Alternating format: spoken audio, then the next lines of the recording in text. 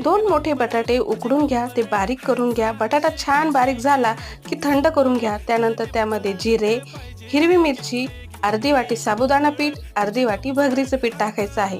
त्यानंतर यामध्ये चवीनुसार मीठ आणि थोडीशी कोथिंबीर टाकून मिश्रण चांगलं एकजीव करून घ्यायचं आहे. बटाटा आपला ओलाच आहे, त्यामुळे पाण्याची आपल्याला गरज पडत नाही.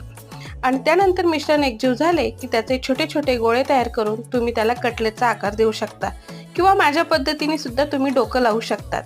आता कटलेटची किनार ही तुटलेली असते, कारण साबुदाणा कच्चा आहे, चिकटपणा नाही, त्यामुळे तेवढी किनार आपण हाताने जोडून घेऊ शकतो. कमी तेलामध्ये तव्यावरती तुम्ही छानपैकी हे कटलेट फ्राय करून घ्या, भाजून घ्या. आता काय, कटलेट आपले तयार झालेले आहे. हे उपासाचे कटलेट तुम्ही शेंगदाण्याच्या चटणीसोबत, चिंचेच्या चटणीसोबत किंवा खोबऱ्याच्या चटणीसोबत सुद्धा खाऊ शकतात. बस, रेसिपी कशी वाटली नक्की सांगा. धन्यवाद.